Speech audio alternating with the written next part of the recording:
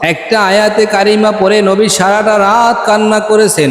Wine তুআযিবুহুম ফাইন্নাহুম ইবাদুক wine তাগফির লাহুম ফাইন্নাকা আনতাল আজিজুল হাকীম। এই আয়াত পড়ে পড়ে আমার আপনার নবী সারাটা রাত কাঁদতেছেন। কি রয়েছে এই আয়াতের মধ্যে? আয়াতের মধ্যে অর্থ হলো ওয়াইন তুআযিবুহুম ফাইন্নাহুম ইবাদুক। আমার নবী আল্লাহর আয়াতটা পড়ে আর বলতেছে, আল্লাহ তুমি যদি তাদেরকে আযাব দাও, শাস্তি দাও, তাহলে তারা তো তোমার এই বান্দা। আর তুমি যদি ক্ষমা করে দাও, ওয়াইন তাগফির লাহুম, আর যদি তুমি তাদেরকে ক্ষমা করে দাও, ফাইন্নাকা আনতাল আজিজুল হাকীম, তাহলে তুমি তো মহাপরাক্রমশালী বাদশাহ, তুমি মাফ করে দিলে এটাই ভালো হয়। এই আয়াত পড়ে পড়ে আমার নবী সারা রাত কান্না করলেন। এরে নবীর উম্মত, একদিন নবীকে খুঁজে পাওয়া যায় না। হযরতে ফাতেমা, আলী এবং নবীর অন্যান্য বিবিরা সহ, আর নবীর কলিজার টুকরা এই ফাতেমা রাদিয়াল্লাহু তাআলা আনহা, নবীজির মেয়ে, এরা সহ সবাই নবীকে খুঁজতে বের হয়ে গেল।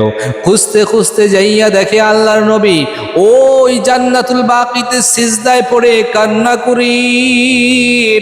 ফাতেমা কানের কাছে গিয়ে বলে, আব্বা কেন আপনি এইভাবে ছোট বাচ্চাদের মতো হাউমাউ করে কাঁদতেছেন? এত কান্না কেন করেন বলেন?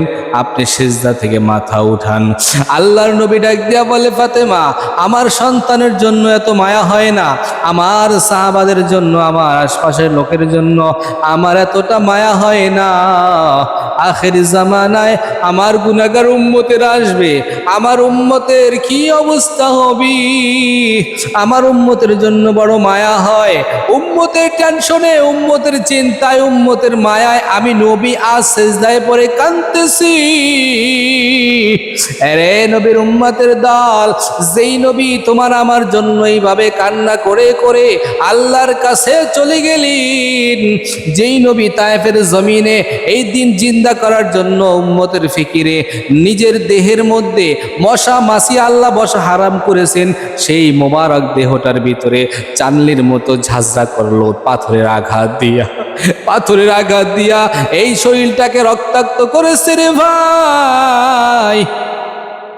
এই নবী যখন সেজদায় যাইতো, বেঈমানের দলেরা উটের পচা নারী ভুঁড়িগুলো নবীর কাঁধের উপরে চাপায়া দিত। আবার কখনো কাফেররা এইরকম গামছা দিয়ে নবীকে দুই দিক থেকে গলায় টান দিত, ফাঁসি লাইগা যাইত। নবীর এত কষ্ট, এত মুজাহাদা, উহুদের জমিনের মধ্যে আল্লাহর নবীর এই মাথা মোবারকের ভিতরে 3টা আঘাত খেয়েছেন। মুখে একটা আঘাত, মাথার ভিতরে হেলমেট ঢুইকা গেছে, আবার এই দিক থেকে পাথর পড়ে এই দিকে জখম হয়ে গেছে, মাথার ভিতরে লোহার কড়া ঢুকে গেছে। এর নবীর উম্মত, নবী 3 বার বেহুশ হইয়া দুনিয়ার জমিনের মধ্যে পড়ে গিয়েছে।